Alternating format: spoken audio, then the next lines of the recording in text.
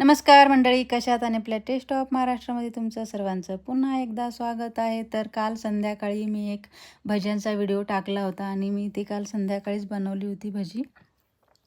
तर भजी बनवली होती मस्त भेंडी, हिरव्या मिरच्या, टोमॅटो, कांदा आणि वांग्याची भजी बनवली होती. जर तुम्ही नसेल बघितला व्हिडिओ तर नक्की जाऊन बघा. काल अपलोडसुद्धा केलेला आहे मी तो व्हिडिओ. आणि मग मी रात्रीच्या जेवणामध्ये मस्त लाल मसूरच्या डाळीची आमटी आणि भात बनवला होता. तर डाळ मी इथे 1 कप छान धुवून भिजत ठेवली.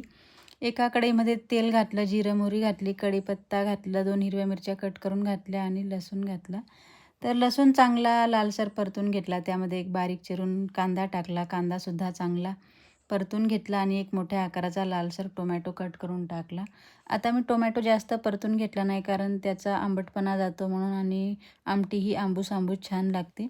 तर याच्यामध्ये मी आता मसाले ॲड केलेले आहेत. मसाले लाल तिखट घातलेला आहे, थोडासा कांदा लसूण मसाला, हळद, मीठ, गरम मसाला आणि थोडी धनिया पावडर घातलेली आहे. ते चांगलं सगळं मिक्स करून परतून घेतलं आणि याच्यामध्ये घातलेली आहे मी मसुराची डाळ जी भिजत ठेवली होती.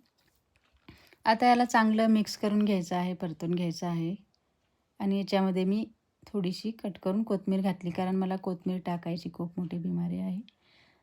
तर बघू शकता तुम्ही, छान परतून घेतलं आणि आता याच्यामध्ये आपण पाणी ॲड करूया. आपल्याला जितकं हवं तितकं पाणी आपण ॲड करू शकतो, जशी आपली क्वांटिटी असेल तशी. हे बघा, मला लागेल तितकं मी पाणी ॲड केलं याच्यामध्ये. तर तुम्ही कशी बनवता मंडळी मसुराच्या डाळीची आमटी नक्कीच सांगा. जर तुम्ही रोज फिक्कं वरण किंवा डाळ खाता असाल किंवा खाऊन कंटाळला असाल तर नक्कीच ही एकदा डाळीची आमटी करून बघा.